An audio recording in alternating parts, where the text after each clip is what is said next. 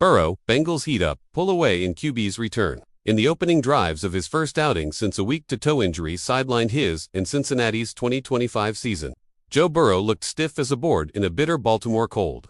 But once the QB's blood started flowing, he found his rhythm, and the Bengals found their bite. Cincy could unfind the end zone from 4 trips to the red zone in the first half, but scored 20 points in the second half. Early miscommunications with Ja'Marr Chase eventually translated into a reliable battery. Burrow completed 7 of 14 targets. Toward the star W are also returning, but from a suspension for 110 yards. Finding Chase again and again on the boundary. Leaning on the short game early, Burrow had success at the second level, as well, hitting Tanner Hudson and Andre Iosivas for intermediate and deep TD passes in the third quarter. The Bengals defense, maligned all season, seemed energized by their signal caller's return. Joseph Ossai and Myles Murphy hurried Lamar Jackson all night, with the former logging 2 sacks, 1 forced fumble on the Ravens QB. Cincy allowed just 346 yards and 14 points to its division rival, its best performance since Week 1. Will the Bengals bounce back be too little, too late? Perhaps, but Burrow's return is nonetheless a boon for a Cincinnati outfit in need of a morale makeover for the stretch run. Lamar off again, as Ravens give away division lead.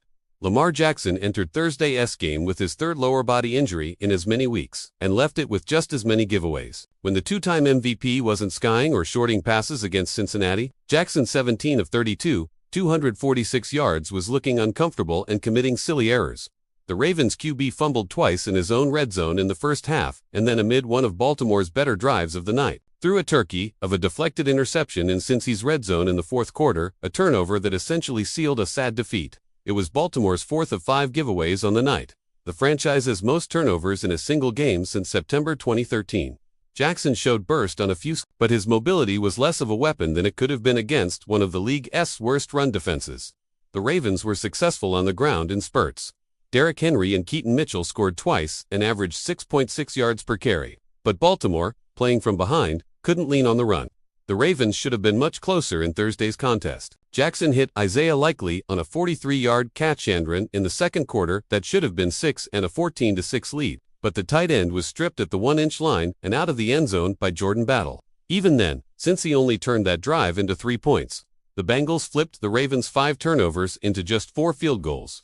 But Jackson and Baltimore's offense had no response. AFC North still up for grabs. The Ravens' 5-game winning streak is no more, as is their brief stay atop the AFC North. At 6-6, Baltimore enters Sunday's games out of the playoff picture, ceding the division lead to Pittsburgh 6-5. However, the Ravens have an opportunity to reflip the script in the coming weeks. Baltimore hosts Pittsburgh in Week 14, travels to Cincinnati for a rematch in Week 15, and finishes the season at the Steelers. Win all 3 of those, or at least 2, and the Ravens are in prime position to win the North. As for the Bengals, they're not dead yet, though Cincy fans surely hoped the Joe Flacco acquisition had delivered more than one win in Joe Burrow's absence. They'll take a chance at the division crown with 5 games remaining. After a Week 14 clash in Buffalo, Cincy finishes with the Ravens, Dolphins, Cardinals, and Browns. All are winnable games. Can Burrow and co. pull off the improbable? Next-gen stats insight for Bengals Ravens via NFL Pro. The Bengals defense generated a 39.5% pressure rate on Lamar Jackson in their win over the Ravens, their second highest pressure rate in a game this season. Joseph Ossai led the team with 6 pressures and 2 sacks, his second most pressures in a game this season, while Myles Murphy added 5, tying his season high. Cincinnati held the Ravens to a 38.6% success rate and minus 23.9 EPA on the night, both season lows for the Bengals defense. NFL research. This is the first time in Lamar Jackson's career that the Ravens QB has gone 3 consecutive starts without a passing touchdown. Jackson had thrown a passing TD in each of his last 30 starts prior to this skid.